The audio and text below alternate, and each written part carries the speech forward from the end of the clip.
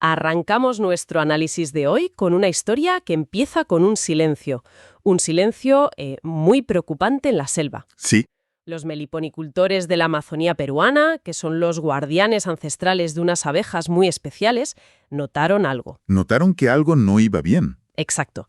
Donde antes, encontraban un enjambre en minutos, de repente se pasaban horas buscando. El zumbido de la selva sencillamente se estaba apagando. Y ese silencio, que parece algo muy poético, fue en realidad la primera pieza de un puzzle fascinante. Totalmente. Hoy tenemos sobre la mesa un conjunto de artículos y comunicados que nos cuentan cómo esa preocupación local, de la gente de allí, se transformó en un hito legal sin precedentes a nivel mundial. Exacto. Nuestra misión hoy es desentrañar esta historia. Queremos entender cómo, por primera vez, un insecto ha conseguido derechos legales. Que se dice pronto. Se dice pronto, sí. Y no es un insecto cualquiera, es la abeja sin aguijón de la Amazonia. Vamos a ver qué significa esto en realidad, quiénes están detrás de esta hazaña y, sobre todo, qué puertas abre para el futuro de la conservación. Muy bien. Vale, pues analicemos esto. A ver, lo primero es situarnos, porque cuando pensamos en abejas, casi todo el mundo se imagina la típica abeja de rayas amarillas y negras, la que nos da la miel del súper. Pero no hablamos de esa, ¿verdad? Para nada. Y esa es de hecho una de las claves de toda la historia. Estamos hablando de las abejas sin aguijón, que son, para que nos hagamos una idea, la especie de abeja más antigua del planeta. Llevan ahí milenios. Vale. Son las polinizadoras fundamentales de la Amazonía, o sea, son responsables de la existencia de más del 80% de su flora. 80%. Uf, eso es una cifra brutal. Y supongo que no hablamos solo de flores exóticas y plantas raras. No, no, para nada.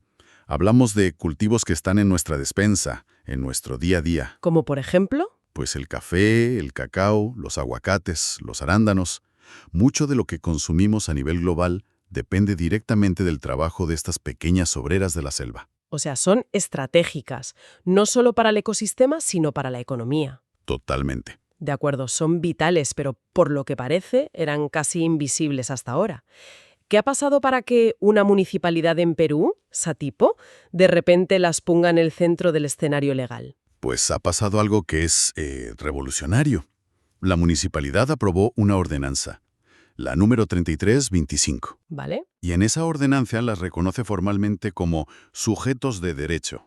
Y esto, que suena muy técnico, es un cambio de paradigma total. Es la primera vez en la historia que un insecto recibe este estatus. Un momento. Sujetos de derecho. Suena muy importante, pero ¿qué significa en la práctica? ¿Es que ahora las abejas pueden votar o algo así? Es una buena pregunta, la verdad, porque nos obliga a ir al fondo del asunto. Obviamente no van a ir a las urnas. Ya me imaginaba. Los derechos que se les reconocen son mucho más fundamentales. Por ejemplo, el derecho a existir, A existir. Vale.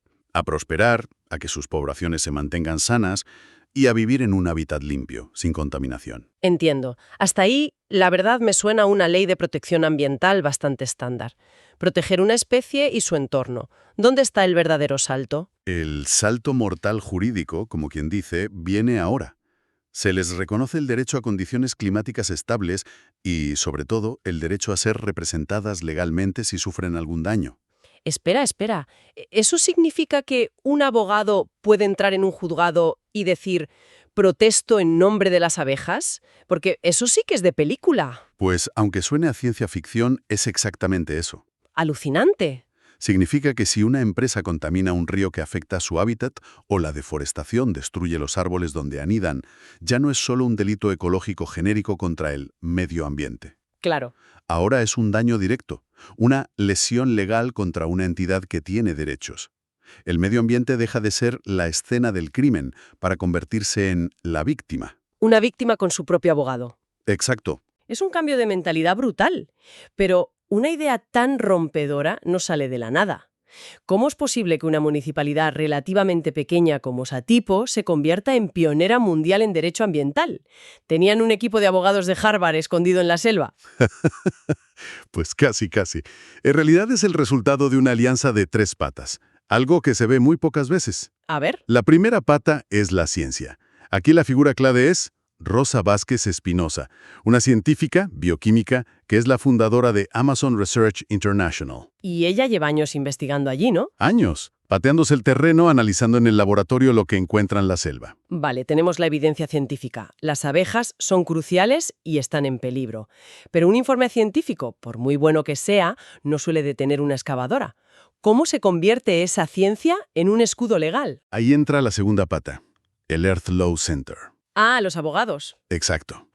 Son un equipo de juristas especializados justo en esto, en el movimiento global por los derechos de la naturaleza.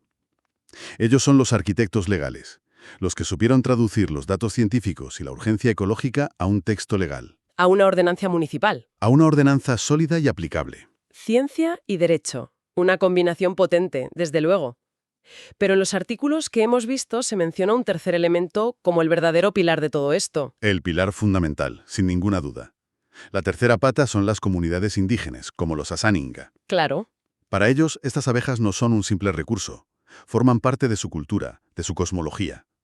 Llevan siglos practicando la meliponicultura. Que es la cría de estas abejas, ¿no? Es la cría y el cuidado sostenible de estas abejas, sí. Su conocimiento ancestral es la base sobre la que se construyó todo lo demás. O sea que la alarma inicial, ese silencio en la selva del que hablábamos al principio, no vino de un satélite ni de un sensor de última tecnología. No. Vino de la gente que lleva generaciones escuchando a la selva. Exactamente. La sabiduría empírica fue el detonante. Fueron los meliponicultores quienes le dijeron a los científicos, oye, aquí pasa algo grave. Antes encontrábamos colonias en minutos y ahora tardamos horas. Y ese conocimiento práctico, esa conexión tan íntima con el entorno, fue lo que movilizó a la ciencia. Y la ciencia, a su vez, le dio un nuevo valor a ese conocimiento tradicional. Me suena haber leído algo sobre un descubrimiento relacionado con la pandemia. Así es. Y fue otro catalizador importantísimo. Durante la pandemia de COVID-19, el equipo de la doctora Vázquez Espinosa se puso a analizar en profundidad las mieles de estas abejas. Las que las comunidades usan como medicina, claro. Las mismas que usan como medicina tradicional desde siempre. Y los resultados fueron espectaculares. Encontraron cientos de compuestos con propiedades antiinflamatorias, antivirales, antibacterianas. ¡Madre mía! E incluso con potencial anticancerígeno. De repente, el valor de las abejas se multiplicó. Ya no solo eran clave para el ecosistema, sino que eran una potencial farmacia viviente. Y claro, precisamente porque se demostró su valor bioquímico, además del ecológico, la urgencia de protegerlas contra sus amenazas se hizo todavía más evidente. ¿Cuáles son exactamente esos peligros? Son varios, y lo peor es que actúan a la vez. El principal, el más visible, es la deforestación. Me lo imagino. Hay un estudio del Instituto de Investigaciones de la Amazonía Peruana, el IIAP, que dio un dato demoledor. Más del 50% de los hábitats de dos de las especies más importantes de estas abejas están en zonas de alto riesgo de deforestación. La mitad de su casa, vamos. Literalmente. La tala de los árboles que usan para hacer sus nidos es dejarlas en la calle sin posibilidad de reproducirse. Y supongo que el otro gran monstruo son los pesticidas. Sin duda, pero con un matiz muy preocupante. Los mismos análisis de laboratorio que encontraron esos compuestos medicinales en la miel también encontraron otra cosa. ¿El qué? Residuos de pesticidas. Y lo más grave es que aparecieron en muestras de miel recogidas en zonas muy remotas, muy lejos de cualquier campo de cultivo. Eso es terrorífico. Significa que el veneno viaja, que no hay un lugar seguro ni siquiera en el corazón de la selva. Exacto.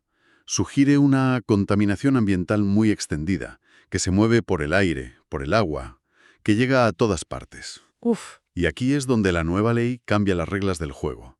Porque antes de esta ordenanza, la legislación peruana tenía un punto ciego del tamaño de la Amazonia. ¿A qué te refieres? A que legalmente solo reconocía a la abeja europea común, la que se introdujo para la apicultura a gran escala. La de toda la vida. Eso es. Pero las más de 175 especies nativas de abejas sin aguijón, las que llevaban allí milenios sosteniendo el ecosistema, Esas no existían para la ley. simplemente no existían. Estaban en un limbo legal absoluto. Vamos, que para la ley peruana era como si en un zoo solo existieran los leones y nadie se hubiera dado cuenta de que también hay cebras, jirafas y monos. Las más importantes para el ecosistema local eran invisibles. Precisamente. No había financiación para su estudio, ni programas específicos para su conservación. Eran, bueno, parte del paisaje, un recurso, pero no una entidad que mereciera una protección proactiva. Y ahora todo eso cambia. Ahora el daño por deforestación o por pesticidas puede ser denunciado como un ataque directo contra ellas, con representantes que exijan en su nombre que se detenga el daño y se repare su hábitat. Es un mecanismo de defensa muchísimo más directo y potente. Suena muy bien en el papel, la verdad. Pero seamos prácticas, ¿esta ordenanza tiene dientes? ¿Puede realmente frenar a una gran empresa que contamina un río? ¿O es más bien un gesto simbólico? Es la pregunta del millón, claro. Y la respuesta, creo, está en lo que ha pasado después. Si hubiera sido solo un gesto simbólico, la historia habría acabado en Satipo. Pero no fue así. Se extendió y muy rápido. Poco después, la Municipalidad Provincial de Loreto Nauta, que está en otra región amazónica, copió la iniciativa. Ah, mira. Se convirtió en la segunda jurisdicción del país en reconocer a las abejas como sujetos de derecho. El efecto contagio a nivel local fue inmediato. Vale, el precedente funcionó de municipio a municipio, pero consiguió saltar a la política nacional, que eso ya es más complicado. Pues sí, consiguió escalar hasta el Congreso. En paralelo a todo esto, la congresista María Acuña Peralta impulsó un proyecto de ley nacional. Y se aprobó. Se aprobó, sí, ya es ley, y declara de interés nacional la protección de estas abejas en todo el Perú. ¿Y una ley así qué implica en la práctica? ¿Es una simple declaración de intenciones o tiene consecuencias reales? Va mucho más allá. Por un lado, busca crear mecanismos de protección para todas las especies nativas, pero además tiene un componente socioeconómico muy potente. ¿En qué sentido? En el sentido de que reconoce que miles de familias rurales e indígenas viven de la meliponicultura, de la venta de la miel y otros productos. Así que la ley no solo protege a las abejas. También a las personas que las cuidan. Exacto. Busca fortalecer esas economías locales, mejorar la calidad de vida de las comunidades y que los jóvenes vean un futuro en esa actividad. Es una visión muy integral. O sea que el precedente de Satipo no solo movilizó a otras regiones de Perú, sino que también activó a la política nacional. Y fuera de Perú. Hizo algo de ruido. Si conectamos esto con el panorama general, el eco ha sido global e instantáneo. Organizaciones internacionales gigantes, como Abaz, que tiene decenas de millones de miembros, y la iniciativa Be.Wild. Sí, las conozco. Pues se hicieron eco del hito de Satipo. Lo usaron como un caso de éxito, como la prueba de que algo así era posible. ¿Y qué hicieron con ello? Lanzaron una petición online masiva para exigir que la protección de las abejas sin aguijón se extienda a nivel nacional en Perú, usando el ejemplo de Satipo como ariete. ¿Y funcionó? A día de hoy, esa petición lleva ya más de 335.000 firmas.